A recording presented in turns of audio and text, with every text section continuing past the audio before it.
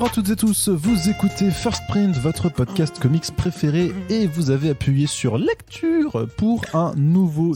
Sur lecture, parce qu'on est en français aujourd'hui, on est en full... oui, on est en full français aujourd'hui, très cher Corentin, dont vous avez reconnu le rire évidemment. Je disais donc, vous avez appuyé sur lecture pour écouter un nouveau format Back Issues, votre ensemble de chroniques de bande dessinée, puisque avec Corentin, on a lu quelques comics et on a décidé qu'on allait vous en parler tout simplement pour vous faire un petit peu le point sur ce qui est sorti récemment, ce qui est recommandable et ce qui l'est un petit peu moins.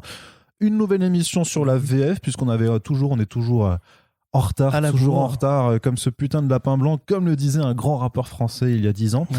À l'époque, c'était un grand rappeur français. À l'époque, effectivement. Et donc, on essaie de rattraper un petit peu ce retard en faisant le tour de ce qui sort dans le mainstream, mais aussi dans l'indé, puisqu'on a encore pas mal de titres indés à aborder dans cette émission. Très cher Corentin, tu vas bien ? Bah oui. Très bien.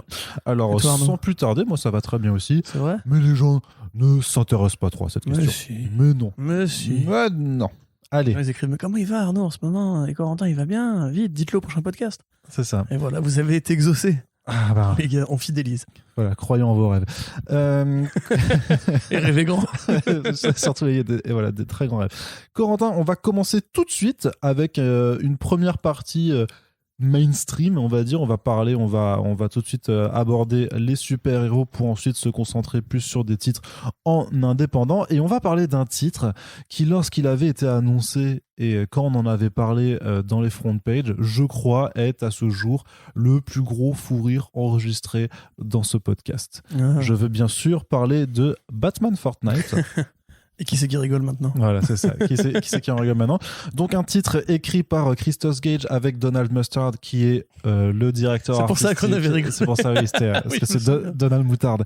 Donc, qui est le directeur créatif, artistique du jeu chez Epic Games, en tout cas, qui est très bien passé. Et en haut gradé de l'armée. Et je me demande si c'est même pas le co-créateur, enfin, qu'il a participé à la création même de Fortnite, avec Riley Brown au dessin. Donc, c'est un album assez particulier, puisqu'il est proposé au format souple. C'est limite le format presque des kiosques qui sortaient un petit peu avant chez Urban, à la différence près que ça m'a l'air d'être du papier un petit peu plus solide et un habillage un petit peu plus solide aussi, de toute façon. Autre particularité, le prix est très bas en conséquence, puisqu'il n'est proposé qu'à 12 € ou 21,95 $ canadiens, je crois. Ouais. Pour 6 numéros. Ouais, pour 6 numéros.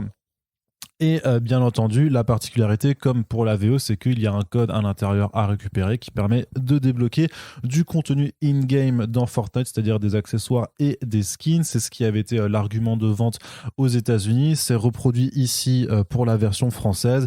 Et si vous lisez nos écrits sur comicsblog.fr, vous savez que déjà à l'heure actuelle, Batman Fortnite est l'une des plus fortes ventes comics de l'année, c'est-à-dire que les plus fortes à l'heure actuelle, c'est clairement les printemps des comics de Panini et l'été des comics de Urban. Mais si après on regarde vraiment le comics individuel qui fait pas partie de ces collections, donc le comics au-dessus des 10 € l'album. Ouais, c'est ça, voilà. Grosso modo, Batman Fortnite est en première position, mais je pense que ce sera la plus grosse vente de l'année. Alors oui, bien entendu, un constat à relativiser par le fait qu'il y a le croisement avec une licence très populaire qui s'appelle Fortnite, qu'il y a un code à récupérer. Même l'éditeur est très conscient que si ça se vend beaucoup, c'est principalement pour le code. Il y a des chiffres, alors c'est un constat qu'on pourrait se dire oui, c'est logique, mais en fait, c'est bien aussi d'aller regarder juste les chiffres et de voir vraiment la façon dont ça se déroule, plutôt que simplement de se baser sur des idées préconçues, d'autant plus que j'ai regardé aussi le pourcentage de répartition des ventes. Ça se vend quand même en librairie, c'est quand même 20% de mémoire en librairie, donc il y a surtout dans les grandes surfaces spécialisées, donc les Fnac, Cultura, tout ça, que c'est là où ça parle le plus. Beaucoup de placements aussi dans les grandes surfaces alimentaires, puisque bien entendu c'est là où on trouvera peut-être plus les gamins qui accompagnent leurs parents et qui donc veulent voir le truc Fortnite et le demandent. Mais moi, ce qui m'intéresse toujours aussi quand même, parce que c'est vrai qu'on avait bien rigolé en front page, là on regarde le constat, on peut se dire ouais c'est bon, c'est juste parce que c'est un jeu vidéo. J'aime pas les mépris culturels quels qu'ils soient, et donc j'aime bien regarder en fait les choses, ce qui se passe à l'intérieur de cette BD. Donc grosso modo l'histoire, elle est assez simple. Une brèche spatio-temporelle s'ouvre dans le ciel de Gotham. Batman va y être absorbé bien malgré lui avec d'autres personnages de l'univers de DC Comics et surtout vraiment très très lié à l'univers de Batman et se retrouve donc sur l'île de Fortnite puisque alors c'est vrai que je n'y joue pas mais pour celles et ceux qui nous écoutent qui savent vraiment pas ce que c'est Fortnite grosso modo t'es sur une île une très grande île avec 100 joueurs par partie c'est des parties de 20 minutes et quelques et c'est vraiment un battle royale donc vous avez des armes vous tirez sur vos ennemis la particularité c'est qu'on peut construire des bâtiments et tout ça en même temps donc ça c'est vraiment un aspect très technique qui vous permet de vous surélever à volonté, de vous barricader, ce genre de choses-là. Et surtout, la surface de l'île se réduit toutes les minutes au fur et à pour vraiment vous forcer à, en tant que joueur, à vous retrouver quand même dans une ère de plus en plus petite et à être obligé de vous tirer dessus. Et donc, à la fin, il ne doit en rester plus qu'un. C'est le principe de Battle Royale. Et donc, Batman se retrouve dans cet univers. Chose particulière, c'est qu'il n'a plus aucun souvenir à chaque fois qu'il se réveille et il va comprendre au fur et à mesure que voilà parce qu'il y a une tempête sur l'île qui matérialise donc la réduction de terrain. Il y a plein de gens voilà qui se tapent dessus, qui s'affrontent. Il n'arrive plus à parler. Il est dans un monde où la parole au départ n'existe plus et puis il voit quand même un autre personnage avec un costume de chat, une femme. Il a l'air de la connaître et du coup il commence d'abord à s'affronter puis à se battre ensemble et après en fait vu que c'est Batman, il comprend en fait que toutes les 22 minutes, la map se réinitialise, donc il se réveille à nouveau. Il a plus de souvenirs, mais vu que c'est Batman, il peut prendre des notes par exemple sur son costume pour se noter des indications et tout ça. Enfin voilà, il y a vraiment toute une première partie où on est vraiment en fait, même si c'était pas Fortnite, en fait, ce serait juste Batman est fait prisonnier dans une boucle temporelle. Il va essayer de s'en sortir, puis après, dans la seconde partie, ça devient un peu plus standard, on va dire, puisque finalement, il gagne une partie, il se retrouve sur une autre partie de l'île où il peut retrouver plein d'autres personnages, il essaie de savoir qui les a foutus là et pourquoi. Voilà, donc ça c'est un gros résumé dans l'ensemble, et donc je vous dirai un peu ce que j'en ai pensé après, mais d'abord, forcément, on va donner la parole à Corentin, parce que ça fait quand même 5 minutes que je parle tout seul, donc je sais qu'il vous Je manque. t'écoute avec attention. Voilà. Donc en plus, moi je l'ai lu, donc j'ai rien appris du tout par rapport à tout ce que tu expliqué. Oui, c'est sûr. Que dire de base, moi, je suis pas du tout favorable à ce genre de produit à licence parce que déjà il y a un historique tout entier de comics qui justement essaye de croiser, de mélanger les torchons et les serviettes, que ce soit DC et KFC, que ce soit toutes les bizarreries qu'on a pu avoir depuis 30 ans. Ça veut pas dire qu'il y a des mauvais, que tout est mauvais. Je veux dire, il y a des très bons crossovers. Batman Tortue Ninja, pour moi, c'est un bon crossover, par exemple. Batman Fortnite, c'est moyen plus, je dirais. C'est-à-dire que c'est pas une catastrophe. Il y a des bonnes idées. Il y a quelques bonnes idées. Après, ça reste très convenu dans l'ensemble. Je trouve qu'au niveau du graphisme, ça aurait pu... c'est du moyen plus, en fait. Voilà, pour moi, c'est du mainstream, moche, mais c'est pas, je veux dire, c'est plus agréable que certains dessinateurs mainstream. C'est quand tu retiens pas une scène particulière, tu retiens pas un flex particulier au niveau du dessin, mais ça ne t'agresse pas les yeux, contrairement justement à beaucoup de crossovers qui généralement font un peu le travail à plus bas de ce côté-là pour essayer d'avoir une touche qui va attirer le nouveau lecteur, etc. Là, on reste quand même sur des canons, comme tu le dis, habituels pour du mainstream. Alors, l'idée, grosso modo, moi, j'avoue que je trouve ça intéressant que même si je ne comprends pas Fortnite, je ne joue pas à Fortnite, je ne connais pas Fortnite, ça ne m'intéresse pas, je suis pas perdu. C'est-à-dire que tu rentres dedans, tu comprends, c'est un jeu vidéo, en fait. Du coup, ça pourrait être du Counter-Strike, ça pourrait être n'importe quel autre jeu. Voilà, les personnages bariolés qui se tapent sur la gueule, qui se tirent dessus. Très bien, pourquoi pas. Le numéro 2, surtout, le numéro 2 et 3 sont les plus intéressants pour moi parce que donc, dans ce jeu, Fortnite, tu ne parles pas. Les personnages n'ont pas droit à la parole. Donc Batman, du coup, ne s'exprime que par des cases de narration. Et il y a des inspirations très évidentes de Memento, de Christopher Nolan et de Edge of Tomorrow. Puisque déjà Edge of Tomorrow est un film qui s'inspire donc du principe d'un jour sans fin aussi, vidéo, en fait, c'est un jour sans fin aussi. Mais même un jour sans fin, c'est du die and retry en fait, tu vois, c'est une mécanique de jeu vidéo, il faut que Bill Murray fasse entre guillemets la partie parfaite où il devient un mec bien à la fin de la journée, sinon il meurt, il recommence. Donc ces mécaniques-là qu'on nourrit en fait une partie du cinéma, jusqu'à récemment avec des films, celui avec Andy Samberg sur Prime Video, ou The Little Maps of Everything aussi, pareil sur Prime Video.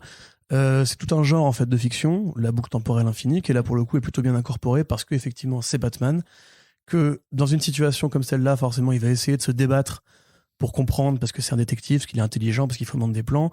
J'aime bien aussi le fait que ce soit une histoire qui soit presque en canon en fait, parce qu'elle aborde notamment toute la relation entre Batman et Catwoman dans le volume de Tom King, à tel point que c'est explicitement référencé à la fin du tome.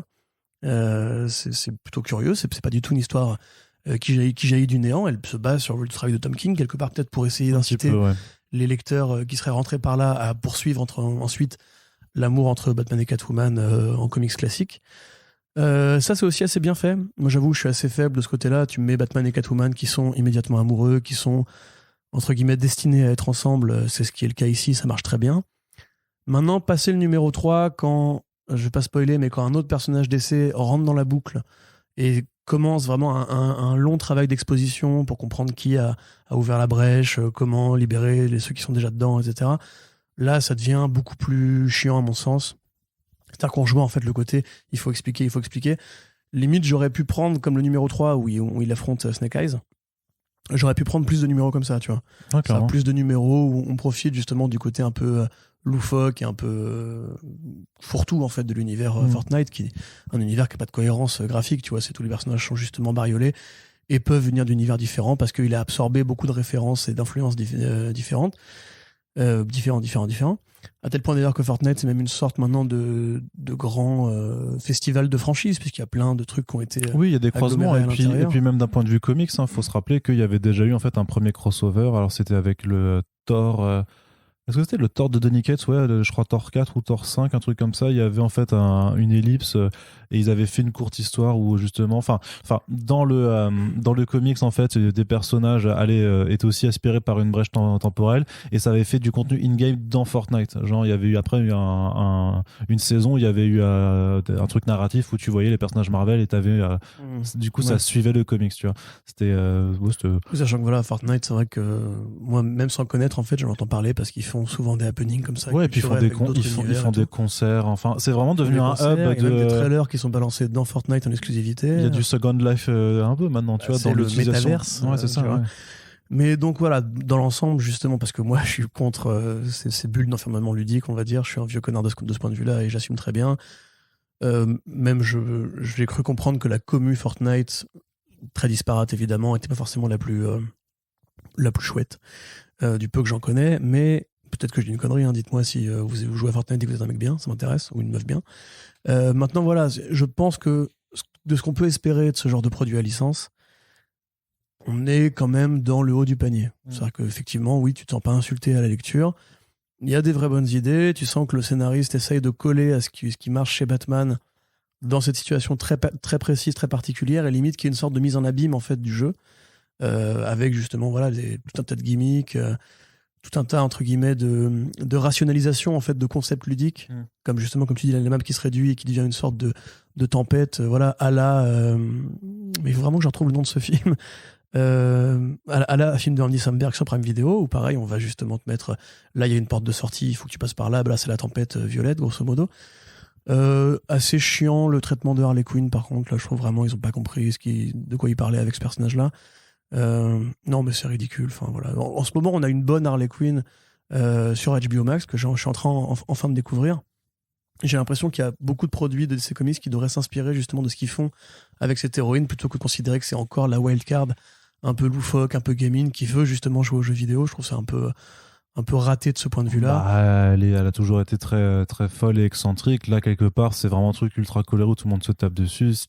Je trouve pas ça déconnant de dire qu'elle s'y plairait. Ça fait personnage motif, tu vois. Ça fait genre j'ai activé après, ça. Elle est vraiment ultra secondaire, hein, parce que justement, à part juste faire c'est un peu le côté wildcard et avoir un dessin de elle en train de faire du floss, il y a pas grand chose, quoi, tu vois. C'est le seul truc que je trouve vraiment très. Ou c'est du mashed potato? Non, c'est le floss, c'est le floss et c'est un truc. Enfin, c'est les danses Fortnite de toute façon, tu sais. Ah, ok, d'accord.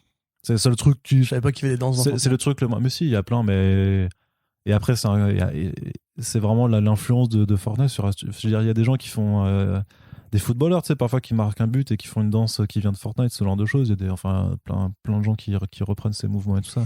Non, mais c'est un vrai truc, c'est un vrai délire communautaire et tout ça. C'est marrant, quoi. Mais donc voilà, bref, le jugement, c'est pas mal, mais honnêtement, je pense sincèrement que nous, on n'est pas dans la commu de lecteurs cible, on va dire. Et à mon avis, même si voilà, le succès est déjà au rendez-vous, on n'a pas forcément besoin de l'argent des vrais fans de BD, entre guillemets. Non, c'est sûr. À mon avis, il y a beaucoup mieux à acheter en ce moment, même si ça reste sympathique. À moins d'être fan de Fortnite, je pense pas qu'il y ait un grand intérêt à lire ça pour votre collection de comics Batman, quoi, on va dire. Ouais. Arnaud ? Après, tu vois, comment dire ? Moi, j'en ai lu des comics adaptés de jeux vidéo chez DC. Et à part Injustice, en fait, tout le reste, c'était de la merde. Hein. Non, il y avait juste le Scribble Notes. Arkham Unhinged aussi de Ouais, Williams, bah, Freddie Williams, ouais, un mec, il est bien, Freddie Williams. oui, il est très bien, mais c'était quand même pas exceptionnel non plus. Non, mais je sais bien. Arkham Unhinged, Moi, j'ai lu tous les comics de Udon sur Street Fighter parce que je suis fan de l'univers et franchement, non, c'est mais à voilà, chier, quoi. t'avais DC Universe Online, c'était nul. Les Mortal Kombat, c'était nul. Injustice, quand même, quand c'était pas Tom Taylor, c'était quand même pas ouf non plus, tu vois. Donc, c'est toujours très très dur, en fait, d'avoir des produits vraiment de qualité. Alors, j'ai pas du tout envie de niveler par le bas, mais justement, enfin, notamment sur la première moitié, je trouvais que c'est hyper intéressant la façon dont, effectivement, ils arrivaient à expliquer, plus ou moins au premier degré, en fait, les concepts du jeu vidéo. Et tu l'as dit aussi avant, c'est quand même relativement accessible parce que je pense que le but, c'est effectivement d'attirer les joueurs de Fortnite pour leur faire découvrir un autre univers. C'est pour ça qu'à la fin, il y a aussi juste une page avec des conseils de comics qui sont faits, mais de façon curieuse. Il y a le Batman de Scott Snyder, mais pas celui de Tom King, malgré les renvois de l'histoire à celui-là. Donc c'est un petit peu, je sais pas, dommage. Surtout qu'il conseille à la place le Joker War. Donc bon, après, il y a Joker dans le titre et ça, Ouais. c'est du salaire. Bah, il y a Quoi. War of Jokes and Riddles avec le Joker. Ouais, mais c'est pas. Ouais, mais C'est pas par le rapport à titre ce de qui se l'album. passe C'est pas le pour titre de Batman et l'album. Catwoman, ça référence à un événement que je pense que tout le monde connaît maintenant aujourd'hui. Et c'est un peu dommage justement de pas dire prenez à partir de là si vous voulez la suite. Oui, enfin, ou ce de mettre truc-là. tu sais, le Batman à la vie à la mort, qui est juste la Ouais. nuage, ça machin, qui est vraiment superbe. Enfin bon, ça c'est considération éditoriale. Mais voilà, enfin, j'ai pas, et je déteste niveler par le bas et vous dire c'est pas si mal, tu vois, en tout cas c'est pas trop nul, mais c'est vraiment ça, parce qu'on sait très très bien que parmi celles et ceux qui nous écoutent, et de façon beaucoup plus générale, juste la communauté lecteur de comics plus ou moins régulier, en fait, les trois quarts, en fait, je pense, se sont dit ah non, Fortnite, c'est là. Enfin, ça fait vraiment, pour moi, ça fait tellement réaction de vieux cons aussi, tu vois, c'est genre. Mais c'est la même réaction que nos parents avaient quand on jouait aux cartes Pokémon ou un truc comme ça, tu vois. C'est genre, ah, Mais t'as vraiment joué aux cartes Pokémon? Bah, bien sûr. Parce que t'as collectionné les cartes Pokémon. Bah, je crois que j'ai fait des parties quand même, ouais. C'est vrai? Avec les trucs, les cartes d'énergie qu'il faut mettre pour lancer ouais. Oh là là, Ouais. c'est chiant ça. Oui, bah oui, mais voilà. Mais voilà, enfin, c'est pour ça que j'aime pas vraiment avoir ce genre de réaction. Je jouais à Yu-Gi-Oh! Quand j'étais gosse, c'était super bien. Et donc, si tu pouvais arrêter de m'interrompre. Je faisais les cartes Digimon aussi. J'ai de buter. Mais donc, même si je n'aime pas utiliser cette formation, ouais, j'ai vraiment pas trouvé ça si mal. Je trouve que la première moitié est vraiment ultra intéressante et ça aurait mérité de continuer un petit peu dans cette direction qui est franchement, ouais, qui essaye de faire des choses, expérimente un petit peu. Bon, graphiquement, c'est tout à fait correct. Le produit en lui-même, voilà, 12 balles pour un album comme ça, je trouve pas ça déconnant non plus. Et puis, il faut quand même dire, c'est meilleur. Enfin, moi, je m'amuse plus quand même devant Batman Fortnite que justement sur tout le run de James Tynion 4, par exemple, tu vois. Très clairement, c'est pas comparable. Non. Bah si, c'est comparable. Mais non, c'est pas comparable. C'est une mini-série qui a un gimmick pour elle. C'est pas comme raconter au quotidien, entre guillemets, la vie de Batman à Gotham City, tu vois. Enfin, j'aimerais bien voir cette équipe-là, justement, sur un vrai arc de Batman, sans justement, entre guillemets, cet univers qui est préécrit pour eux, avec un truc qui est... Enfin, moi, j'aime pas le travail de Tynion 4, mais tu peux pas comparer un produit un produit à licence avec le travail d'une équipe créative qui se donne de mois en mois. Ce Batman, c'est une licence aussi. D'accord, ok. Clairement. Bah continue. Je préfère ça que Three Jokers, techniquement. Ah bah oui, mais Free Joker, c'est pas pareil, c'est une insulte. Je préfère ça que Death. Enfin, je trouve ça vachement plus accessible aussi qu'un Metal ou qu'un Death Metal et plus agréable à lire aussi, tu vois. Enfin, il y a plein d'autres titres. Ça a rien à voir, putain. Et pourquoi tu dis que ça a rien à voir? Bien sûr, parce que c'est un comics Batman. C'est un comics Batman. Tu le prends pour une histoire de Batman. Mais les enjeux sont pas les mêmes. La finalité de ce bouquin-là, c'est juste de faire la publicité de Fortnite et de Batman et de faire vendre des BD à DC Comics. Même si c'est mauvais, quand Snyder il fait Metal, il essaie de raconter un truc, il essaie d'inventer des choses. Là, il n'y a pas d'invention. C'est juste deux trucs qui se croisent et on essaie de trouver la façon la moins conne de les faire se rencontrer, c'est tout. Moi, je suis pas d'accord. D'accord, très bien. Moi non plus, je suis pas d'accord avec toi. Je trouve que Christos Gage justement fait des efforts pour dépasser le simple croisement de licences. Il y a un peu plus de réflexion que justement dans, je sais pas, qu'un Transformers rencontre Retour vers le futur, ce genre de trucs complètement stupides. Il y a plein de réflexions là-dedans. Non, il y a pas de réflexion là-dedans. Fais pas genre, et tu compares pas juste une histoire en fonction de ces enjeux. Moi, je te parle juste en termes de récit. Est-ce que c'est accessible? Est-ce que c'est agréable à lire? Que le but ce soit de faire une crisis derrière ou que ce soit juste de faire une mini-série. C'est une mini-série, tu le prends en tant que tel. En fait, enlève le côté Fortnite et regarde juste, en fait, ils sont sur une île, machin, qu'est-ce qui se passe? Ça se tient plus que des productions des productions d'essais récentes, quoi. Bah, moi, j'ai préféré Metal pour le coup. Oh non. Si. Oh là non, là. mais si, clairement. Tu vois, c'est toi qui as coutume de dire Est-ce que je préfère une histoire que je vais détester ou une histoire qui me laissera indifférent? Alors certes, pendant 2-3 numéros, je trouve ça intéressant, mais au global, la mini, elle me laisse indifférent, tu vois. J'ai déjà commencé à l'oublier, tu vois. Metal, à l'inverse, je suis très énervé. Ouais, bah oui, mais bon, dans ce cas-là... Donc, quelque part, tu vois, elle me suit plus. Peut-être que je préfère garder le souvenir de Metal, mais par contre, sur le plaisir de lecture instantanée, au moins, je me suis pas tapé la tête contre les murs en lisant Batman Fortnite. Et c'est quand même, c'est déjà une petite victoire en soi. Et voilà. Vous voyez, si vous êtes Team Arnaud, Team Corentin, de toute façon, à 12 balles, vous risquez pas grand-chose. Ouais, c'est ça. Mais après, oui, est-ce que, par contre, il faut absolument... Non, c'est pas un indispensable du tout, hein, clairement, mais après, si vous êtes riche, que vous gagnez plus de 4 000 € par mois. Et que mois. vous donnez déjà beaucoup à First Print. Et que, voilà, que vous donnez encore plus à First Print, et ben après, vous pouvez effectivement prendre ce genre d'album. En tout cas, je trouve que c'est pas si inintéressant. Puis moi, maintenant, du coup, tu sais, je vais aller installer Fortnite sur ma Switch pour prendre le. Ah, faut bien que j'utilise ce. T'as donné envie d'y jouer, du coup? Ah, non, absolument pas. Je suis en plus, les jeux compétitifs comme ça, je suis trop nul. Moi, justement, je trouve que l'esthétique de Batman dans la BD, elle éclate celle des personnages de Fortnite, tu vois. Ah ouais. C'est genre de voir Batman qui est super classe et tout, au milieu de tous ces machins qui ont des têtes de coq ou des costumes multicolores. J'étais en mode genre, en fait, c'est un jeu qui n'a pas vraiment de DA, quoi. C'est tout, tu fais ce que tu veux au niveau de la DA. C'est un peu cartoon, quoi. C'est justement ça. C'est pour ça que c'est vachement prisé des gosses aussi, parce que y a pas du sang et tout ça, quoi, tu vois. Moi, c'est pas trop mon délire. Truc. Après, il y a vraiment un délire sur le gameplay avec les constructions qui est pas trop qui peut pas être abordé là-dedans, tu vois. Bah, on voit que Batman a sa petite base à lui. Ouais, c'est ça, mais c'est mineur, quoi. Vraiment, parce que faut voir les mecs qui bâtissent vraiment des tours en l'espace de secondes tout en tirant sur des trucs. Enfin, c'est quand même, le niveau de skill est quand même assez intéressant à regarder, quoi. Bref, allez, fini de parler de Batman. Passons de l'autre côté de l'univers, enfin, avec Marvel, et donc forcément chez Panini Comics, avec l'album qui s'appelle Marvel Merveille. Voilà, la traduction de Marvel en français. Non, mais la série est Marvel, et puis le nom de l'album, c'est Merveille. Aux États-Unis, c'est Marvel. C'est Marvel de Alex Ross. Oui, mais voilà. Oui. Mais quoi? C'est juste des nomenclatures qu'est-ce que t'as là? J'ai agressif. Je suis pas agressif, c'est juste que c'est une nomenclature d'écriture qui est appliquée, c'est tout. Il y a un titre de série, un titre d'album, c'est tout. C'est pour ça qu'ils l'ont. Sinon, ils l'auraient pas mis, effectivement. Oui. Bref. De quoi ça parle? Alors, c'est une anthologie, comme tu l'as dit, supervisée donc par Alex Ross, qui illustre aussi les passages de Crypt Keeper, on va dire. J'ai déjà beaucoup utilisé ce terme dans les podcasts, parce qu'il faut que je précise. Crypt Keeper, en fait, ça renvoie à... C'est le gardien de la crypte. Le gardien de la crypte, donc la série Crypt Show, qui fait, entre guillemets, la présentation des différents courts-métrages, on va dire, des séquences anthologiques d'horreur de chaque épisode. Donc là, en l'occurrence, c'est Nightmare, le Sandman maléfique de Marvel Comics, pardon. Cauchemar, effectivement, qui a emprisonné Doctor Strange et qui fait en sorte que toute la Terre, entre guillemets, se mette à rêver ou plutôt à cauchemarder.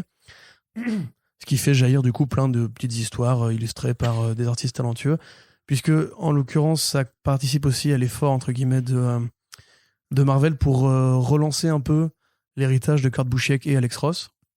Il y a eu plein de projets comme ça, les snapshots, The Marvels aussi. Ouais, t'as X, Marvels X aussi. Voilà, Marvels X effectivement, et donc voilà, c'est ce projet-là qui est plus du fait de Alex Ross, même si Busiek participe à l'écriture de quelques histoires et écrit les dialogues et le synopsis global de l'emballage.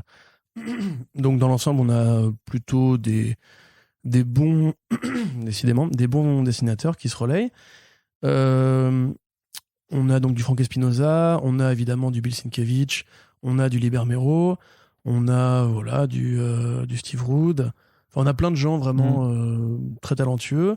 Du Dan Brereton aussi qui avait illustré Thrill Killer. Voilà, pour ceux qui connaissent Thrill Killer, c'est le même style peint, un peu gonflé, un peu esthétique et tout. On a du Adam Hughes aussi, ce qui est quand même assez rare. Du Perelli, je crois. Et enfin, on a plein de gens vraiment très, très talentueux. Sienkiewicz aussi. J'ai dit Sienkiewicz, je suis pas sûr. Je crois, il me semble. Je suis quasiment sûr, mais vous réécouterez pour voir qui a raison et qui a tort, parce que c'est passionnant. Mais grosso modo, voilà, donc dans l'ensemble, c'est évidemment le défaut, et du Rex Smallwood, c'est très important, c'est le défaut de toutes les anthologies, c'est que tout ne se vaut pas. Il y a plein d'histoires qui sont directement écrites par les artistes, parce que le but c'est de mettre les artistes en avant, et ça se voit un peu, c'est-à-dire que c'est pas des scénaristes de métier. L'histoire sur Spider-Man, par exemple, je la trouve un peu pas bien, en fait, au niveau de l'écriture. Par contre, c'est très très beau à regarder. Pareil, l'histoire sur les X-Men qui est faite par Brereton, c'est très beau, c'est super cool, ça raconte rien du tout. Celle de Sienkiewicz est plus intéressante, c'est une mise en abîme du dessinateur, en fait, de son parcours à lui ou de l'auteur de l'artiste, c'est ça. Voilà, qui démarre avec les funnies, avec les comic strips et tout, puis qui apprend à dessiner dès l'enfance et tout. Je pense que c'est un petit peu le haut du panier pour le volume. Après, ça dépend un peu de ce qu'on cherche dans une anthologie de ce genre. À mon avis, si vous voulez découvrir justement, comme pour Marvel, pour Marvels entre guillemets, justement, différents points de vue esthétiques, graphiques sur les personnages de la Maison des Idées, bah, c'est pas inintéressant. Il y a un peu tout et rien. Il y a une histoire qui fait très Kurt Busiek aussi, justement, qui est écrite par Kurt Busiek, qui est celle qui est illustrée par Steve Rude, qui voilà, reprend une rencontre entre le Hulk et les Avengers, vraiment au cœur du Silver Age, à l'époque où Hulk n'était pas dans les Avengers. L'histoire d'Oliver Mero, je trouve un peu moins bien. Celle de Smallwood, justement, c'est un hommage au Nick Fury de Steranko. Et c'est magnifique à regarder, hein, c'est super coloré et tout. Voilà, celle avec Wolverine et Hulk, pour le coup, c'est vraiment pas bien. La Nick Fury Captain America, elle est pas mal aussi, de Hughes. Bon, en fait, voilà, il y a à boire et à manger, comme d'hab. Là, clairement, on est plus sur un plaisir esthétique qu'un plaisir scénaristique. Ça veut pas dire que tout est mauvais au niveau de l'écriture, mais globalement, je trouve ça quand même assez mal branlé au niveau des intrigues.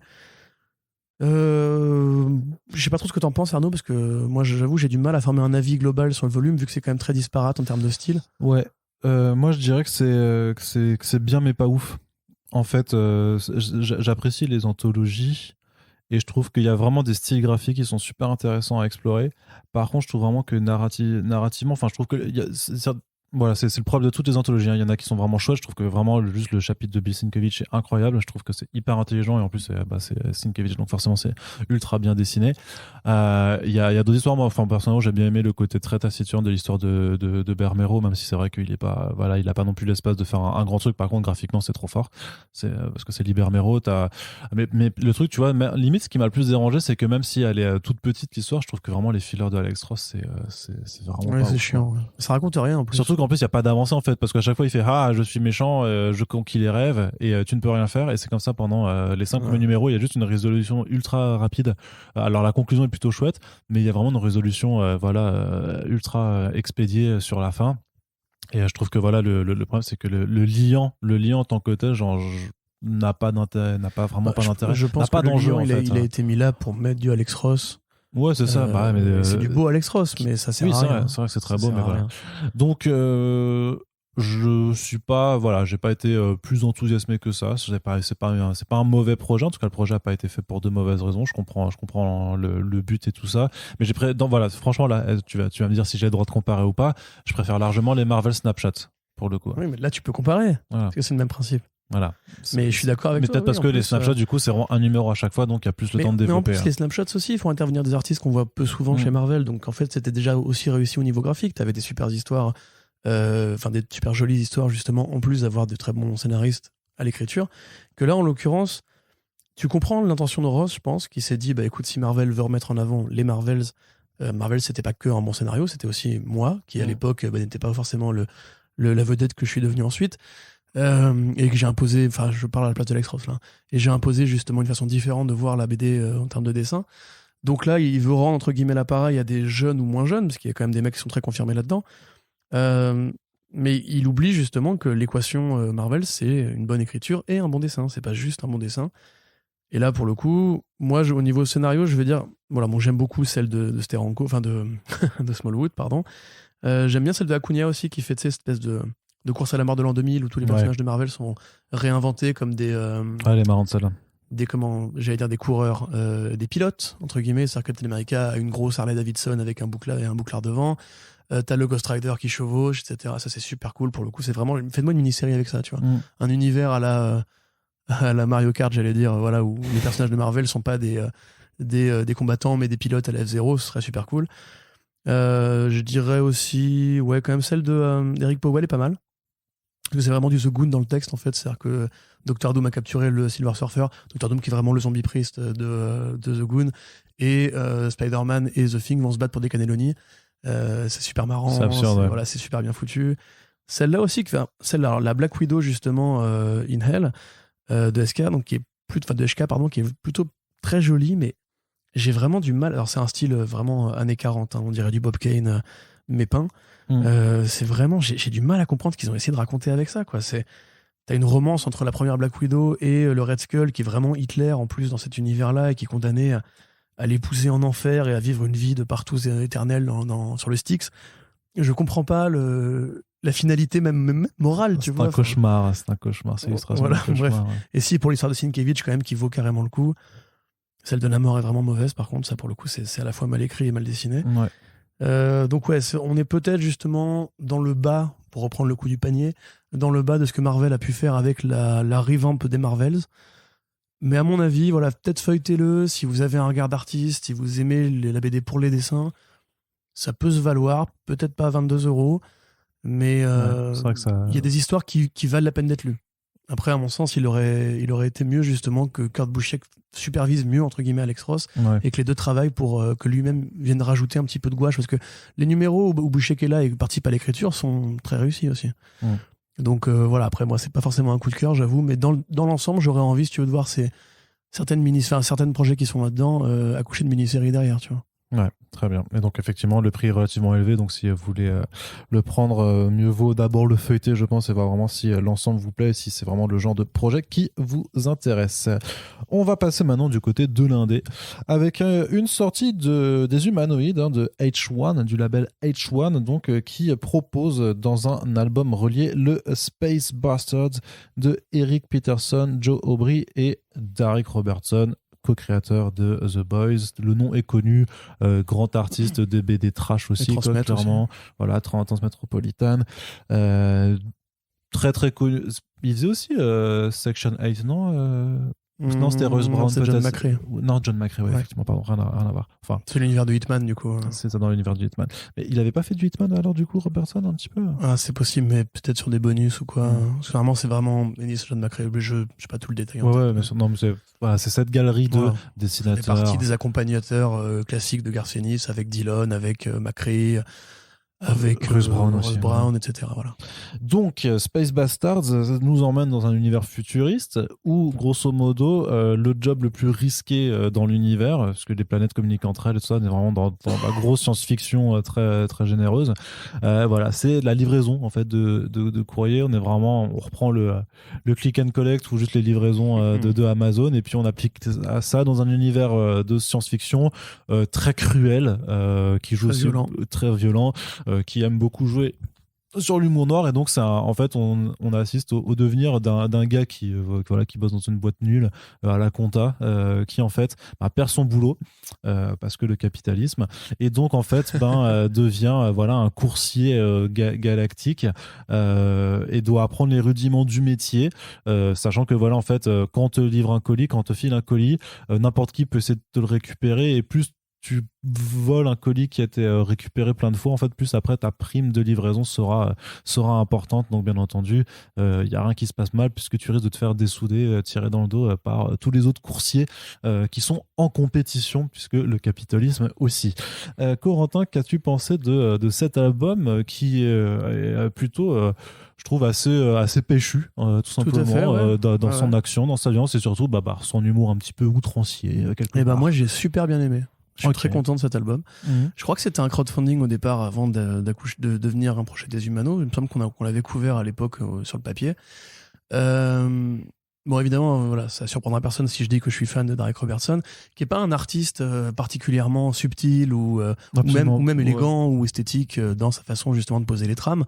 Par contre, il a vraiment imposé, avec justement en compagnie de Ennis et de Warren Ellis, une école du dessin de comics contestataire, particulièrement en science-fiction, dans les années 2000. Et justement, ça évoque tout de suite cet héritage-là. C'est-à-dire que c'est mis au goût du jour, comme le scénario que tu as décrit, évidemment, il est très politique.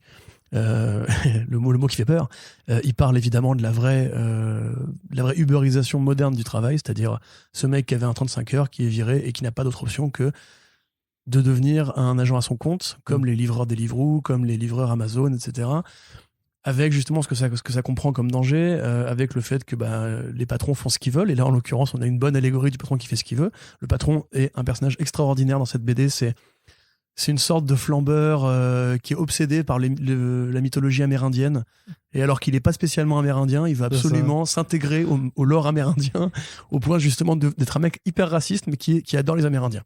Donc c'est pas tout à fait logique, mais c'est justement très bien de l'humour Garth Ennis, en mode les Blancs sont des enfoirés, ne s'excuseront jamais pour les affreux génocides qu'ils ont commis. On a aussi justement une sorte de parodie de Lobo avec Manicorne, qui est vraiment, je pense, très explicitement écrit comme un Lobo. Hein. Il a une corne. Donc c'est un coursier vétéran qui, au début, va prendre sous son aile. C'est ça, et qui adore son travail, Et il fragging loves it, on va dire. Et il adore justement le travail pour dérouiller d'autres gens. Et il a une sorte de complexe supérieur où il veut absolument gagner et tout. Ça parle aussi de sexisme dans le lieu de travail, on va dire. Il y a même un côté, le secteur tertiaire qui veut constamment justement trouver de nouvelles technologies, de nouvelles façons de réduire les coûts et donc de supprimer des employés. Avec là, en l'occurrence, la téléportation. Parce que si on peut se téléporter d'une planète à l'autre, il n'y a pas besoin d'un coursier qui traverse l'espace avec le colis. Et puis à ce côté, voilà, vous êtes tous en compétition les uns avec les autres. Vous allez tous vous marcher sur la gueule alors que vous faites le même travail pour le même objectif. Tout ça avec beaucoup d'humour, avec beaucoup d'action, avec beaucoup de violence aussi. Donc c'est vraiment voilà ce genre de BD rentre dedans à l'ancienne, j'ai envie de dire, qui aborde justement des thématiques qui en l'occurrence sont contemporaines. Donc c'est bien foutu, c'est drôle, les personnages ont du corps. Le Proton en l'occurrence, qui est un peu donc le héros, qui est un peu une sorte de Schillinger. On a souvent utilisé cette allégorie-là pour le mec qui débarque dans un nouvel environnement alors qu'il vient complètement d'ailleurs et qui va devoir se muscler très vite et se mettre à la page très vite et devenir cruel lui aussi parce que l'environnement dans lequel il est très cruel. Il y a des petites bromances par-ci par-là, il y a vraiment des gags, mais j'ai envie de dire limite à la Run, tu vois, limite des trucs vraiment super gras, super... on aime bien tuer, on aime bien le côté cruel de l'humanité, ça nous fait rire, tu vois, l'humour noir et tout. C'est vraiment, je trouve, c'est une bonne BD qui pour le coup en plus est assez épaisse, donc elle vaut son prix, tu vois.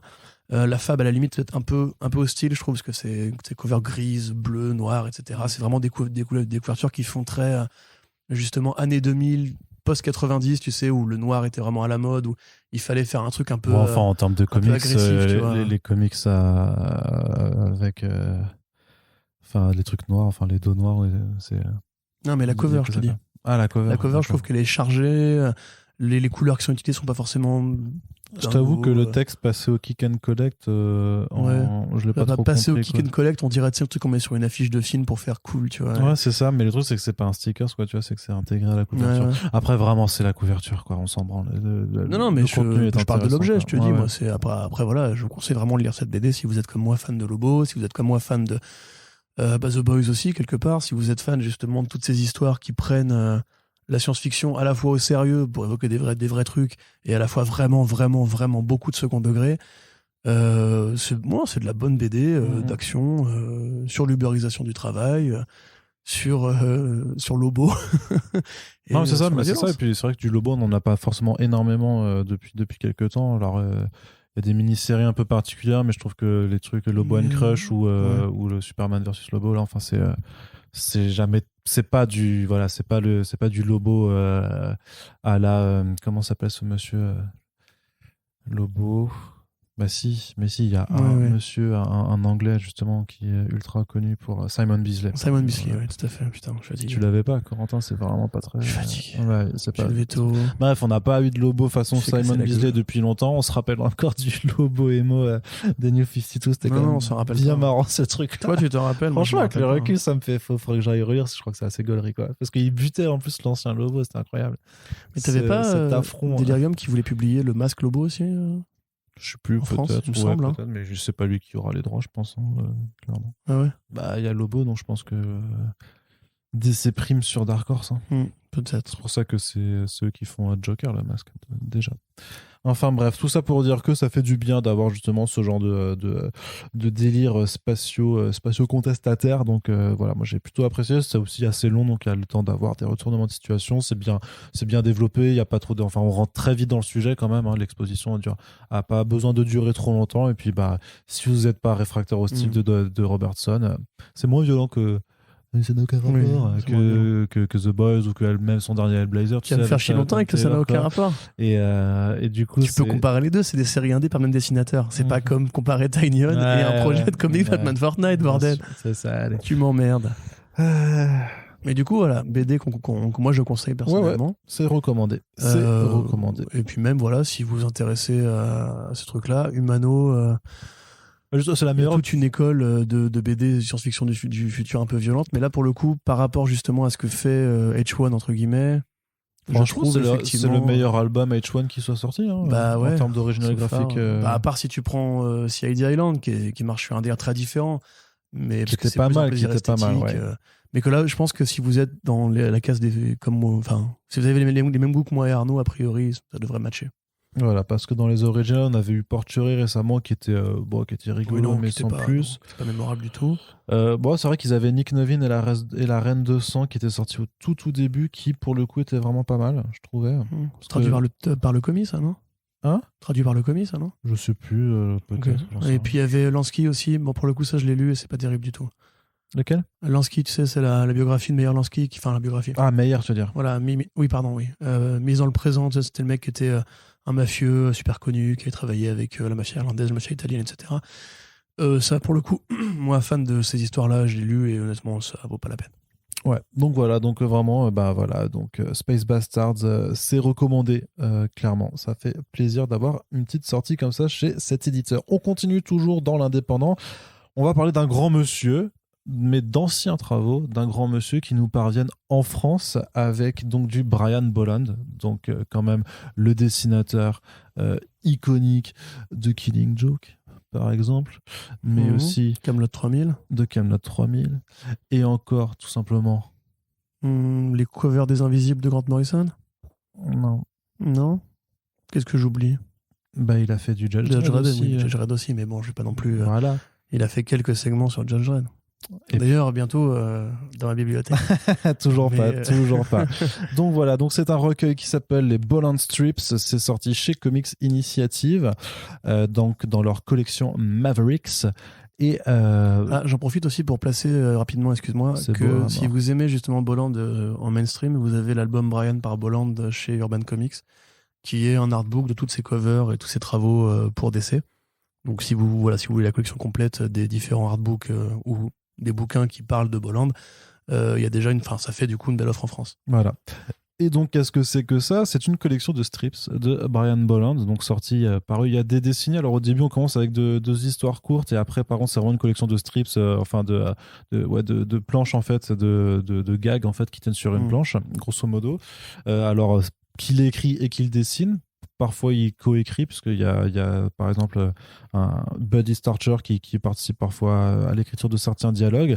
Donc, autant les premières histoires qui sont vraiment dans le style Bolland le plus léché possible et tout, c'est ultra beau. Les strips sont un peu, je pense, vu que ça a été produit, vieillit, ouais. ça vieillit, c'est un style un peu plus abrupt. Je sais pas s'il débutait ou c'est juste qu'il. Non, il débutait. Mais ça, justement, tu vois au fil de. Tu parles cartoon aussi, de Monsieur Mamoulian, du coup. Au fur et à mesure, tu vois que les nanas, par exemple, ils les dessinent de mieux en mieux. Ouais. Parce que justement, en fait, ça évolue dans le temps. Et je pense qu'au départ, ils partaient vraiment sur une idée de faire un truc à la Crumb, vraiment très dépouillé, très basique. Très cartoon aussi. Voilà. Très, et après, en fait, il s'est grotesque. dit, parce que Brian Bolland est un mec qui aime bien dessiner des nanas, vous remarquerez si vous lisez le bouquin, ou même si vous prenez le bouquin et que vous regardez la couverture, il aime bien dessiner des nanas. Il faut savoir que Bolland, il a même fait une parodie de Little Nemo, qui s'appelait Little Nympho. Voilà, okay. Little Nympho in Slumberland, c'est une BD érotique qui reprend la vie de Little Nemo, mais avec une nana à poil. Donc là, effectivement, voilà, ça évolue un petit peu aussi au fur et à mesure des histoires, mais effectivement, c'est pas le Brian Bolland de Judge Dredd, c'est pas le Brian Bolland de Killing Joke, en tout cas pas totalement, mais c'est intéressant de voir d'où il part et surtout comment il écrit, puisque c'est un mec qui a beaucoup d'esprit. Il a même du talent dans le spleen, entre guillemets, dans la façon. Ouais, parce que c'est assez noir quand même, hein, dans l'ambiance. Alors, il y a du coup deux groupes, on va dire. Déjà, il y a c'est traduit comment? C'est l'évêque et l'actrice, c'est ça? Ouais, c'est ça, ouais. Voilà, donc The Bishop and the Actress. Qui, donc, comment dirais-je? Une sorte de fable un peu noire et à la fois un peu absurde sur un couple, en fait, un couple assez atypique, puisque donc c'est un évêque qui est toujours en bure, qui ne quitte jamais ses habits d'ecclésiaste, et une actrice qui, en fait, est plutôt une prostituée, qui, en fait, partage la vie de ce monsieur. Il ne parle jamais, c'est-à-dire qu'il ne dialogue jamais directement. Tout est compté avec des vers qui riment, voilà, donc c'est une sorte de poésie un peu, ou de chanson un peu sarcastique sur le quotidien de ces deux personnages et leur amour un peu bizarre, les contemplations et les rêveries de l'évêque et la petite vie un peu de femme moderne et souvent assez en retrait de l'actrice. J'ai une question juste, parce que toi tu as la VO, il y a une histoire qui s'appelle L'actrice et l'évêque à la plage dans la VO ou pas? Alors là, pour le coup, fais-moi voir. Vas-y, tourne. Donc celle-là, ça ne me dit rien. Non, je crois qu'elle n'y est pas, celle-là, il me semble. Du coup, c'est bien marqué qu'elle est inédite, et donc c'est vraiment un ajout à la version française. Voilà, super. Pour le coup, voilà, effectivement. Moi, j'ai eu l'occasion d'acheter la VO récemment au Royaume-Uni. Donc oui, c'est cool, faudra que je la lise du coup.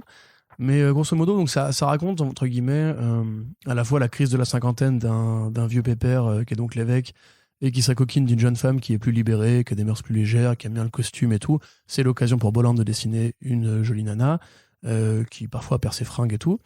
Mais c'est des histoires qui sont plutôt intéressantes. Enfin, il y a vraiment une sorte de côté un peu, poésie sarcastique, tu vois, de conte du quotidien. Tu vois, il y a une histoire qui est intéressante où l'évêque tombe en admiration devant sa voisine qui étend le linge, tu vois, et qui trouve ça merveilleux, justement, qu'elle le fasse avec une telle régularité, comme s'il y avait un sens dans son quotidien.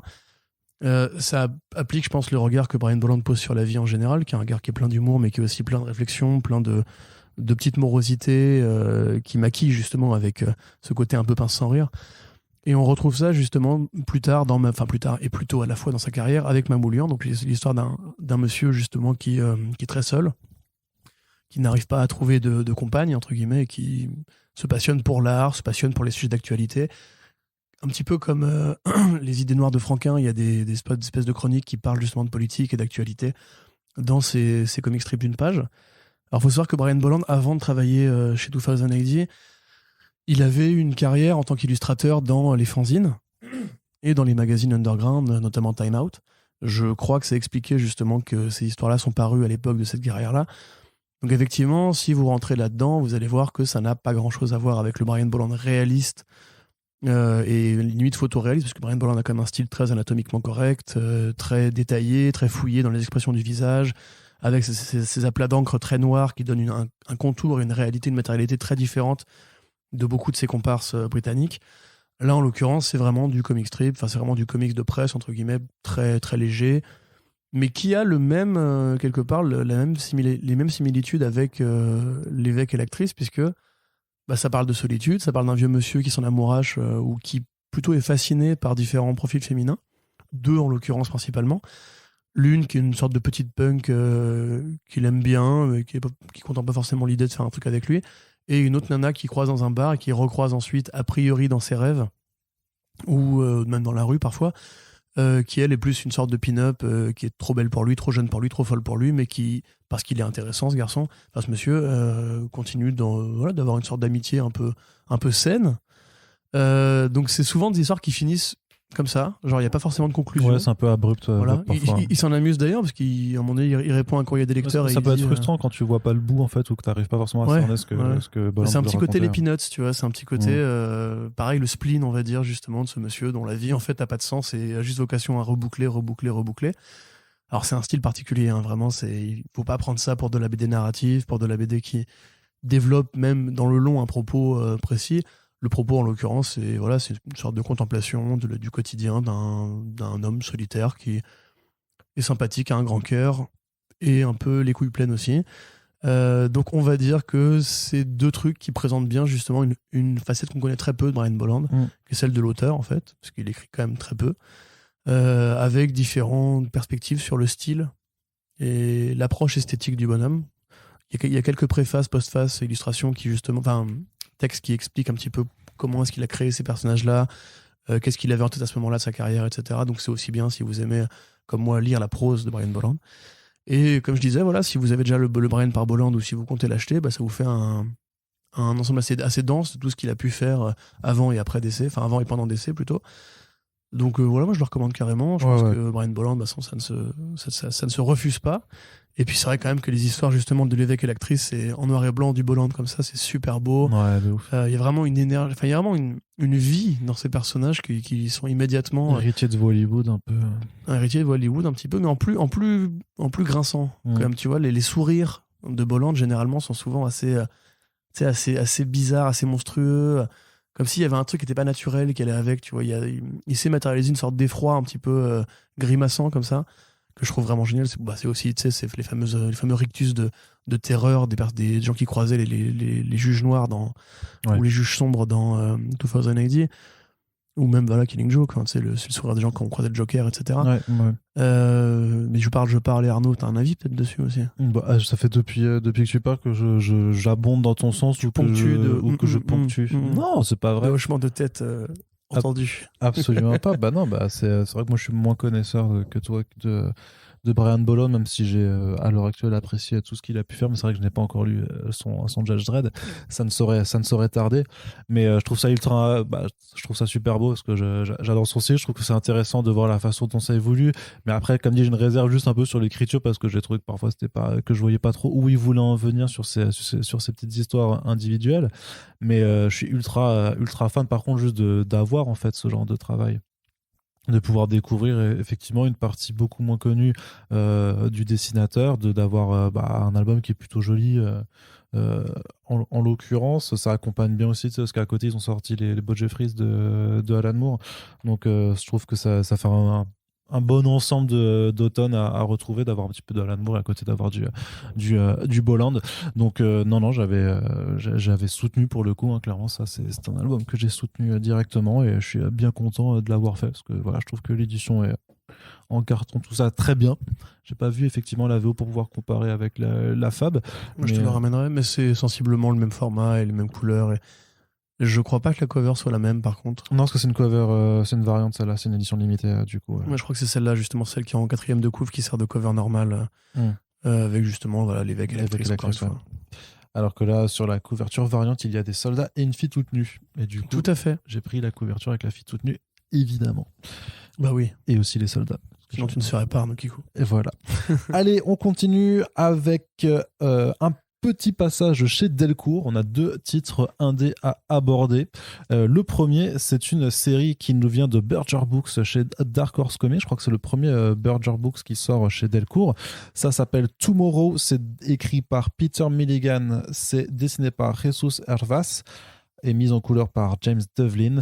Ça parle d'une société dans laquelle un virus informatique d'un coup se transmet à l'homme et toute l'humanité est décimée très rapidement. Il y a une pandémie mondiale. Oui, c'est un titre qui a été pensé directement en réponse au Covid. Sa genèse vient de la pandémie du Covid-19.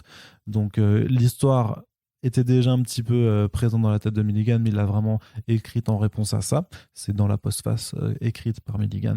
Donc je ne raconte pas de bêtises, Corentin. Non, mais j'avais cru que c'est... Enfin, comment il avait été annoncé avant, il m'avait semblé que... Mais... Non, pas du tout. Tu dois avoir raison. Non, il arrive assez rapidement au final. C'était vraiment un titre arrivé... Après, il est relativement court aussi. Donc, Ouais, ça, c'est 5 numéros. Et donc on va suivre en fait différents groupes, puisqu'en fait on s'aperçoit assez rapidement en fait que c'est surtout les adultes qui sont touchés pour une raison assez précise que bien sûr je ne vous révélerai pas.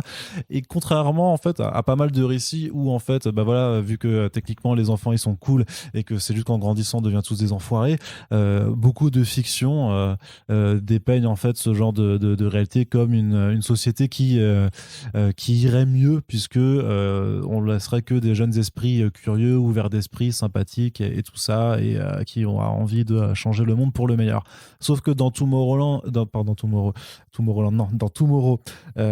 et Peter Milligan oblige, bien entendu, ça ne se passe pas comme ça, et la société, même régie par des gamins, en fait, ressemble à une vaste cour de récréation.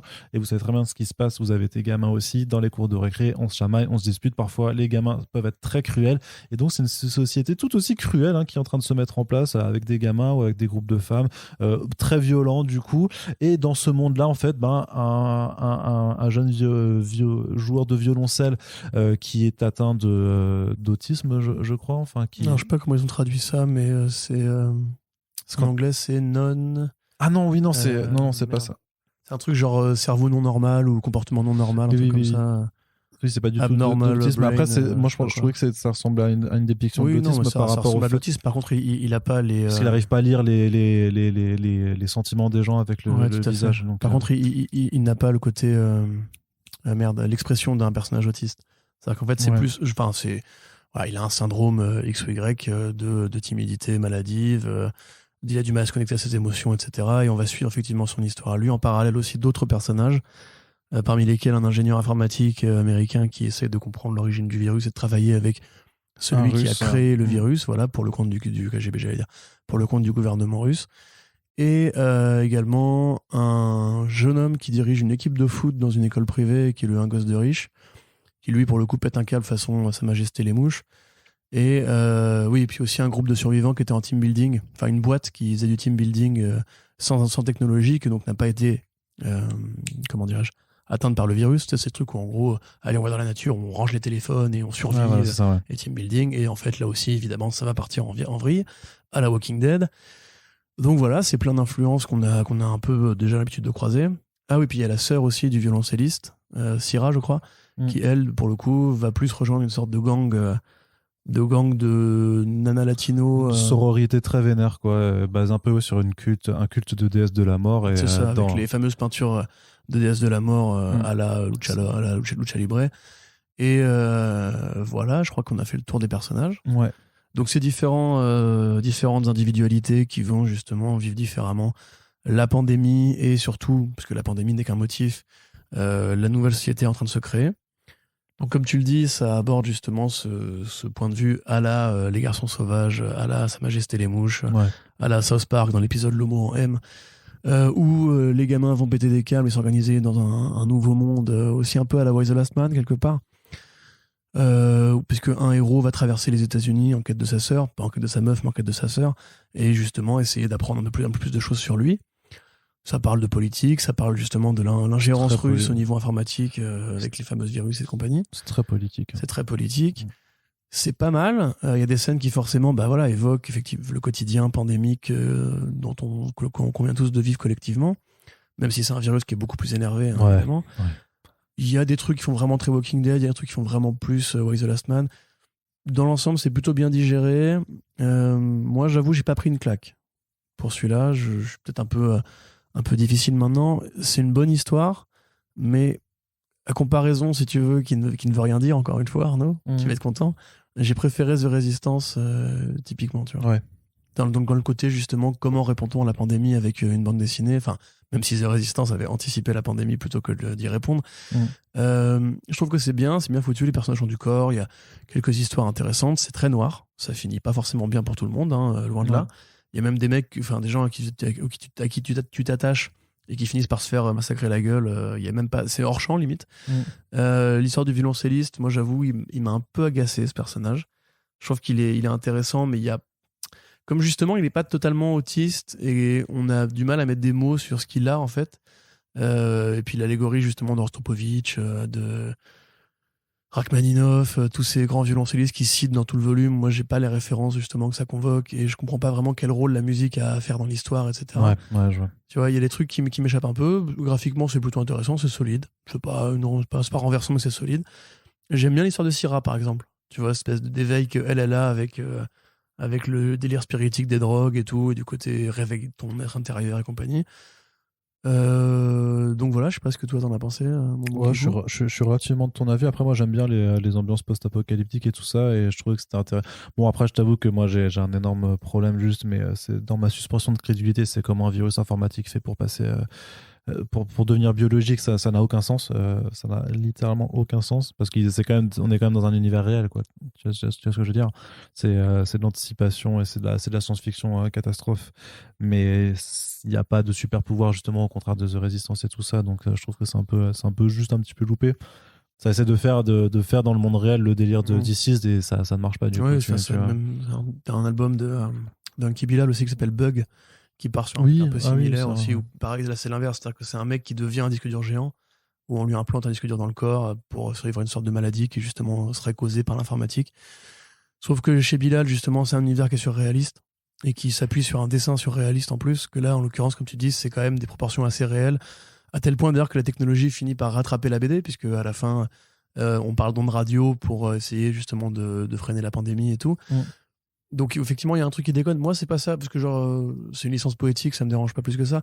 À la limite c'est plus le temps qui passe dans la BD, c'est-à-dire qu'on a du mal à situer en fait combien de temps s'est vraiment déroulé depuis la pandémie, alors que t'as l'impression que le monde, ça fait déjà des années entre guillemets que c'est arrivé, que tout s'est déjà reconstruit, alors qu'en fait très vite. c'est que ça se casse c'est que ça se casse très vite la gueule et effectivement t'as l'impression que en 3 jours effectivement tout s'est tout reconstruit. C'est comme dans South Park, l'épisode du mot en M où ils font disparaître tous les parents en disant que tout le monde les a molestés. Et à la fin de l'épisode, ils disent ça fait que 3 jours qu'ils sont partis. Alors qu'en 3 jours, ils ont déjà tué plein de gens. Ils ont déjà tous oublié qui ils étaient et tout. Enfin, c'est vrai. C'est un peu le même délire. Et du coup, voilà, après, ça reste, je pense, une lecture qui peut être cathartique. si effectivement selon la façon dont on a vécu la pandémie. Même si la fin est pas spécialement joyeuse, hein. C'est une fin qui est à la Milligan, c'est-à-dire sans concession sur les personnages. S'il a décidé que quelqu'un devait mourir parce que ça a du sens dans son récit, il meurt. C'est neuroatypique. Je cherchais avant le terme. Voilà. C'est pas cérébroatypique, c'est ça. Après voilà, je pense une proposition qui se défend, mais qui est pas pour tous les publics à mon avis. Oui, de toute façon c'est pour public averti en tous les cas, mais donc voilà une proposition que je trouve pas inintéressante, et par rapport du coup c'est 15,95 €, donc c'est quand même relativement accessible. Il faudrait qu'on fasse une sorte de gros bilan de tous ces comics qui ont pris le parti de répondre à la pandémie de manière frontale. On n'a pas encore assez ça va venir, hein, ça va venir, parce que je faisais une interview récemment que vous retrouvez bientôt à l'écrit sur comicsdoc.fr, des auteurs de Infidèle, dont on vous reparlera une nouvelle fois en podcast, parce que je vais clairement vous faire le forcing là-dessus, mais qui disait que justement il n'y avait pas encore, en fait, qu'ils sentaient que dans leur sphère de créateurs, en fait, il n'y avait pas encore quelqu'un qui avait réellement osé prendre la pandémie limite en contexte, parce que je leur demandais grosso modo comment vous referiez Infidèle si vous deviez le faire aujourd'hui, parce que c'était un titre quand même qui est sorti en 2017, et entre 2017 et 2021 il y a énormément de choses qui ont changé, notamment aux États-Unis sur certaines thématiques et la façon dont elles sont discutées publiquement. Et il me dit vraiment si je devais refaire Infidèle en 2021, déjà il y aura un truc, c'est que dans l'immeuble en question ils sont tous confinés, donc c'est encore pire, ça fait un côté huis clos qui rendrait l'histoire encore plus effroyable. Les films d'horreur avec la pandémie, ça peut être il y en a eu, et puis il disait, c'est vrai qu'il y a eu quelques films qui ont commencé à en parler de tout ça, mais il n'y a pas encore d'œuvre vraiment frontalement dans le truc, parce qu'il disait que de toute façon pour l'instant tout le monde est encore en train de reprendre ses esprits, et qu'il n'y a personne qui a réussi à le digérer. Donc c'est vrai que là ça commence à le faire, mais c'est pas encore non plus un truc qui sera dans ce qu'on a vécu. Parce qu'il faut savoir que Milligan il s'inspire énormément de sa propre vie pour écrire. Là récemment il a eu une crise d'épilepsie, donc il a été hospitalisé, et du coup maintenant il fait Out of Body, et juste après il va faire un autre projet où les gens ont plus le droit de se toucher. Parce que dans un monde, grosso modo, à la Orwell, les gens pourraient se toucher, d'avoir des émotions profondes et compagnie, ce qui évoque la distance sociale qu'il a observée chez les autres et compagnie. Et là, effectivement, Tomorrow parle vraiment de ce rapport à l'isolation et au monde qui pourrait surgir si tant est, effectivement, que les adultes qui, dans le monde réel aussi, parce que les gens qui avaient plus de 30 ans étaient les premières, en l'occurrence plus de 60 ans, mais ça s'est très vite répandu à des gens de plus de 30 ans, par rapport justement aux lycéens ou aux jeunes qui savaient qu'ils risquaient pas grand-chose avec le Covid, même s'il y a eu des cas de mort de Covid et compagnie. Du coup, tu peux imaginer d'où il a posé cette réflexion-là, quoi. Ouais, tout à fait. Donc voilà, donc 15,95 € chez Delcourt. L'occasion de vous rappeler toujours qu'il y a des petits liens de commande quand c'est disponible chez nos compères de Comic Zone, que vous pouvez soutenir en même temps que nous si vous commandez chez eux. Et on termine déjà cette émission avec une autre sortie Delcourt. Et avec là, le top of the pop. Et voilà, et donc on garde le meilleur pour la fin, bien entendu, puisque Corentin va vous parler. Et je ponctuerai son discours de et de hochement de tête. Et de hochement de tête. Mais donc on a de nouveau, déjà, on est quand même très très très bien servi cette année chez Delcourt avec la team Ed Brubaker et Sean Phillips. On a donc Reckless, le premier tome de cette nouvelle série du duo qui a fait Kill or Be Killed, Criminal, tous les romans graphiques dérivés de Criminal, Fatal aussi, tout ça. À ne pas confondre du coup avec le fameux film avec Michael Youn, bien entendu. Non, mais il y a un E à la fin de Fatal. Oui, mais je sais, mais à l'oral ça ne s'entend pas. Et c'est ça, et c'est pour ça que cette blague marche à l'audio. Tu m'énerves. Si tu m'avais pas interrompu, on serait déjà passé à autre chose depuis longtemps. Donc Reckless, une nouvelle série qui se décline en graphic novel, hein, c'est-à-dire qu'on suit Ethan Reckless, qui est un peu grosso modo un mec que vous appelez, qui vous règle vos problèmes à sa façon. Vous n'avez pas forcément envie de savoir comment, et donc ce sera vraiment une sorte de série d'albums où chaque album peut se lire un peu de façon décousue, même si on suppose qu'il y aura un petit peu une continuité, mais voilà, ils sont juste en train de faire une série à la franco-belge, voilà, comme du Tintin, mais du coup en plus polar, grosso modo. Les Tintins tu peux lire dans n'importe quelle heure, ça se suit pas, tu vois ce que je veux dire. Les Reckless, alors pas du tout. Les Reckless, ça se suivra pas forcément. Et quel tome il a parlé, Captain Haddock? Oh, ça va. Le crabe aux pinces d'or. Oui. Waouh. Et Tournesol, hein? Oui, mais Astérix aussi. Astérix, tu peux le lire dans n'importe quelle heure, tu t'en fiches. Oui, c'est vrai. Voilà. C'est un peu l'idée. C'est un peu l'idée derrière. Ça veut pas dire que tu pourras le lire complètement pas dans l'ordre. C'est pas si l'idée c'était de faire du Tintin, mais en l'occurrence, c'était plus de faire justement comme ces trucs. C'est de faire du franco-belge quand même. C'est de faire du roman policier. Du roman policier à la Parker. Les romans Parker et pas forcément les comics Parker, qui pareil sont des histoires autocontenues, où il y a des personnages qui parfois reviennent, où on pose des idées de placement temporel en mode ça se passe là, ça se passe là. Donc il n'y aura pas de tome 1 ou de tome 2. Après, ce sera juste le titre. A Reckless Story ou je sais plus quoi là. Et puis voilà, exactement, c'est comme les SAS, comme tous ces romans de gare, entre guillemets, tu vois, par où il y a un détective comme les Kurt Wallander. Les Hercule Poirot. Ouais, tout à fait. Ou Bah, comment s'appelle ce Sherlock mec-là qui était mort il y a pas longtemps, Thierry, quelque chose, bref. Ma mère est super fan de polar, elle m'a fait plein de Fred Vargas ou les machins comme ça, tu vois, on est toujours un enquêteur, ou même Agatha Christie, tu vois, Hercule Poirot, comme tu dis, effectivement, les Miss Marple, etc., tu prends dans l'ordre que tu veux, il y a rarement des personnages qui reviennent, mais là, il y a quand même une idée de temporalité, parce que le tome 2 se passe quelques années après, etc. Ouais. C'est les années 80, déjà, pour commencer, c'est donc le décor parce que Brubaker écrit toujours au passé, qui veut aborder, et ce qui permet de convoquer plein de références culturelles qui lui plaisent, la musique, les années coke, toute cette transition entre guillemets des États-Unis du mouvement hippie qui s'est arrêté dans les années 70 vers le mouvement plus consumériste de l'aérobic, la disparition du cinéma entre guillemets des auteurs vers le blockbuster, etc. Il y a plein de trucs qui sont évoqués, mais vraiment en lame de fond. Là, en l'occurrence, le premier tome donc parle plutôt justement encore une fois du mouvement hippie, des fantômes du mouvement hippie, puisque Reckless était au départ un agent du FBI qui avait été engagé pour s'infiltrer dans une je sais pas comment dire, une loge hippie, voilà, une cellule hippie, ouais. Effectivement, qui comptait faire des attentats. Donc c'était des hippies plus énervés que ceux qui voulaient juste prendre du LSD, écouter du rock. Il va en fait quelque part adhérer à leurs convictions malgré lui. Et au final, quand ils vont poser la bombe, il va se la prendre dans la gueule, ce qui va lui laisser des failles psychologiques, même physiques, puisqu'il ressent pas la douleur, il ressent pas d'émotions profondes, il ressent pas la peur, ce qui en fait du coup le parfait tueur. Parce qu'il n'a pas vraiment de. C'est pour ça qu'il est reckless. Il est reckless, effectivement. Alors, c'est son nom. Voilà, c'est pareil, ça, c'est un truc très, très commun à plein d'œuvres de fiction. C'est qu'à la fois son nom et sa fonction, entre guillemets, un peu comme John Wick, tu vois. Quelque part, c'est un truc ironique parce qu'il n'est pas Wick du tout, tu vois. Les Américains adorent ce genre de conneries. Là, en l'occurrence, c'est super bien. C'est super beau.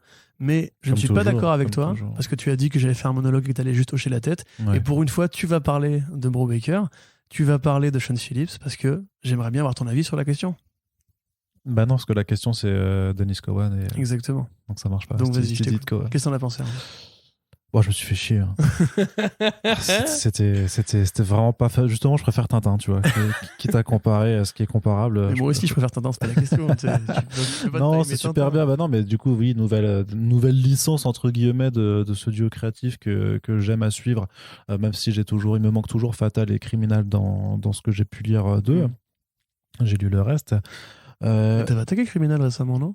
T'avais lu le dernier Criminal, il me semble, non? J'avais lu Un été cruel, ouais, donc le prologue, effectivement, on va dire. Du coup, t'as dû voir que Philippe était quand même maintenant dans une vraie ligne claire de dessin par rapport à ce qu'il faisait avant, justement, avec des contours beaucoup plus épais, beaucoup d'éclairage inspiré par le cinéma, avec des clairs-obscurs, avec une vraie chaleur dans ce qu'il fait. Enfin, c'est assez génial. Et le mec, il a pris un niveau en découpage, mais tu vois, je recommence un monologue. Tu veux peut-être intervenir, Arnaud? Non, continue. D'accord, ok. C'est intéressant. Les gens savent. Ok. Je peux pas faire la challenge de l'argumentation sur Brubaker Phillips. Tu doses tellement. Non, mais c'est pas un challenge. C'est juste pour donner envie aux gens qui sont peut-être pas comme toi, justement, pas forcément des connoisseurs. Alors, pour essayer de résumer un peu les forces et faiblesses. C'est vrai que c'est beau, sa mère. C'est donc super influencé par le cinéma, à tel point d'ailleurs que le héros vit dans un cinéma à l'abandon qu'il a racheté. De toute façon, un peu le film de ce réalisateur avec Joaquin Phoenix, là, qui se passe aussi un peu dans un truc hippie. Ouais, alors là, je ne pourrais pas l'avoir vu celui-là. Mais si, Vice. Non, pas Vice. Oui, Inherent Vice. Inherent Vice. Pareil, voilà, c'est le même contexte. Pareil, encore une fois, agiter les fantômes des mouvements hippies, etc. Il y a tout ce côté californien, parce que c'est une vraie culture aux États-Unis. Il y a les États-Unis et il y a la Californie, avec les bagnoles, avec le surf, avec les nanas, etc. Le soleil omniprésent. Voilà, la cocaïne, les fêtes, les vedettes, etc. Hollywood qui est à deux pas et compagnie. Le tome 2 d'ailleurs parle beaucoup plus de Hollywood précisément. Là, on va plutôt s'interroger sur que sont devenus en fait ces mecs qui croyaient vraiment au flower power, qui voulaient vraiment changer le monde à la Che Guevara. Peut-être que c'est devenu des enfoirés, peut-être qu'ils ont monté encore une fois des sectes de leur côté. Reckless va enquêter sur la disparition alors je crois que c'est la sœur d'une de ses anciennes associées hippies, avec tout ce que ça rappelle justement sur son passé, et pourquoi c'est aussi un bel enfoiré. À la Parker, c'est pas un héros qui est totalement lisse, c'est pas un héros qui est bon sous tout rapport, c'est un mec qui est violent, qui quand il faut défouraille, défouraille. Voilà, quand il faut péter des gueules, il pète des gueules. Là on parle de duel à la hache, très clairement. Oui. Il est secondé par une petite nana un peu punk qui adore ce qu'il fait et qui est un peu sa secrétaire. Et dans l'ensemble, si vous avez aimé le Parker de Cook, on est clairement là-dedans. Dans l'édition VO, justement, dans les postfaces, dans le courrier des lecteurs, Brubaker adore citer Parker, parce que même les films Parker de l'époque, pas celui avec Statham, les vrais serial Parker, et tout ce qui a été fait sur ce personnage-là. Si jamais Parker Lewis ne perd jamais, par contre. Exactement. Donc, c'est pas le même il Parker. perd jamais, voilà. Maté et Parker Lewis ne perd jamais si vous aimez les années 90. Mais voilà, que dire de plus? C'est une série qui est déjà l'un des meilleurs trucs de Brubaker et Phillips, tout en étant pas aussi noir, pas aussi feuilletonnant, pas aussi polarisé que justement ces versions de Criminal. C'est-à-dire que Criminal, c'est plus une sorte de lumière qui s'éteint dans le noir. Là, c'est vraiment plus... Ouais, c'est un film des années 80.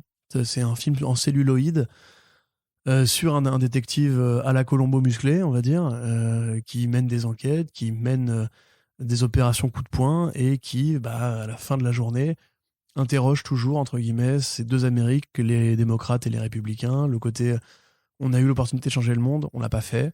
Donc maintenant, il faut assumer que des gens qui ont voulu changer le monde maintenant ne sont frustrés et montent des plans de leur côté pour essayer de continuer à vivre. Et ce mec-là, qui est l'interstice des deux, puisqu'à la fois c'est un ancien militaire, il a un rapport au père qui est très particulier, qui est très Brubakerien. Il a un rapport aussi justement aux drogues, comme Brubaker. C'est toujours les mêmes profils de héros. Brubaker, en fait, se voit toujours à l'intérieur de ses personnages.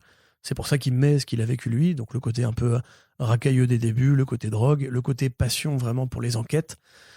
Et là, il le matérialise d'une la manière la plus évidente qui soit, c'est-à-dire en faisant son propre enquêteur de tous les bouquins qu'il a lus quand il était gamin, de tous les films qu'il a vus quand il était ado, et de tous les comics qu'il a aimé écrire quand il était adulte, avec justement cette forme très pure qui se passe complètement d'interaction humaine, parce que dans Criminal, il y a un univers de personnages, c'est une série chorale, tu vois. Dans Fatal, c'est une fuite en avant vers Lovecraft, vers les auteurs du pulp qui l'ont inspiré, auquel il rendra hommage avec Pulp ensuite. Pulp qui est pareil, très biographique, puisqu'il parle d'un auteur vieillissant qui écrit des histoires de fiction inspirées de sa jeunesse dans un monde qui passe à l'extrême droite, tu vois, donc tout ce qui parle à Brubaker au présent. Et là, en fait, c'est vraiment un travail d'hommage. C'est, je pense, que ce que Cook aurait aimé lire s'il était encore en vie, ou ce qu'il aurait aimé préfacer s'il était encore en vie, avec tout ce côté... moi, j'ai pas toutes ces références-là, tu vois, mais ce côté Raymond Chandler, ce côté Le Privé, Philippe Marlowe et compagnie, mais en rajoutant quand même du poing dans la gueule, parce que c'est les années 80, parce que c'est une période réganienne où les héros sont plus musclés, sont plus bourrins et tout. Et la Californie qui, comme tu dis, Inherent Vice, Big Lebowski... Under the Silver Lake, tu vois, ce côté vraiment, c'est la Mecque de la culture américaine, parce qu'elle a à la fois la musique, elle a le cinéma, elle a le mode de vie, elle a la mode aussi en général. C'est là que le fric il est, c'est là que l'histoire elle est, entre guillemets, l'histoire du divertissement grand public est. Donc forcément, c'est super dense, c'est super bien foutu, tout en étant aussi assez bavard en termes de casse de narration. Ça, c'est un truc qu'il a pris depuis quelques années, quelque part depuis justement Fatal. Le côté un héros qui narre son histoire dans des cases et qui fait tout le travail d'un romancier en fait. Mais c'est du roman illustré, c'est du roman graphique littéralement, avec une vraie écriture de roman de gare entre guillemets, mais au sens noble, pas du roman de gare pourri que tu jettes derrière, du roman de gare au sens où c'est un truc dans lequel tu rentres si t'aimes vraiment les enquêtes, et vraiment juste les enquêtes, pas forcément... C'est un récit qui joue beaucoup en plus sur son twist, pour le coup, et je trouve que... Et c'est, alors ça a la qualité de ses défauts, c'est-à-dire que ça survit moins... Je pense que la deuxième lecture, du coup, et si tu le relis, c'est peut-être un peu moins bien par rapport à ce que tu vois. Il reste quand même tout le côté graphique. Oui, c'est sûr, et toute de toute façon, la maestria de la narration, mais... je trouvais quand même qu'il y avait une disparité sur la longueur de l'enquête par rapport au dénouement. Je trouvais que le dénouement était super intéressant. Je trouvais que c'était un peu précipité sur la fin, que ça aurait mérité d'être à la limite d'être amené plus en amont sur une enquête qui parfois s'étire un petit peu et t'attire parfois vers dans des parenthèses en fait, pas forcément plus utiles quoi. C'est c'est très bien. Je suis pas d'accord avec toi. C'est très bien. C'est très bien, mais c'est pas le meilleur, c'est pas leur meilleur travail pour moi. Moi je pense c'est pas leur meilleur travail. Mais c'est un travail de fan qui est ultra abouti. Oui. Tu sais, c'est un peu comme Shane Black quand il fait Kiss Kiss Bang Bang, tu vois, qui te parle des romans que lisait la gamine quand elle était petite, et il t'explique dès le début du film, entre guillemets, qu'en fait, dans son film, comme dans ses romans, tu auras une enquête principale, une autre enquête, on dirait qu'elle n'a rien à voir, et à la fin, ça va reboucler entre les deux. Ouais. Et je pense que Shane Black, comme justement Ed Brubaker, fonctionne pareil, en fait, là-dessus, tu vois. C'est-à-dire qu'il te met un élément de scénario, un élément de lore au début, en mode, voilà pourquoi. Il te met l'enquête et à la fin il dit hop, et voilà, hop, on a fini par faire la boucle à la fin pour connecter les deux éléments et expliquer qui était vraiment ce personnage principal, Reckless, qui est pas juste un bras armé de la justice, un vengeur masqué, etc. Non, c'est un pourri qui représente à la fois justement l'esprit idéal américain de combattre les méchants, de mener des enquêtes, même limite parfois des abusés, tu vois, et à la fois c'est aussi un ancien hippie, un ancien drogué. Il a des fantômes dans son placard. Et ces fantômes, en fait, vont être l'élément narratif qui nourrit le personnage, qui, au demeurant, est quand même très taiseux, tu vois. C'est Robert Redford qui, s'il avait justement cassé plus de gueule dans sa vraie vie, tu vois. Enfin, et moi, ça me parle à tous les niveaux. Honnêtement, si vous êtes comme moi, fan de Shane Black, fan du privé, fan de Walter Hill, etc., enfin, ça fait vraiment un taf, je trouve, assez monumental.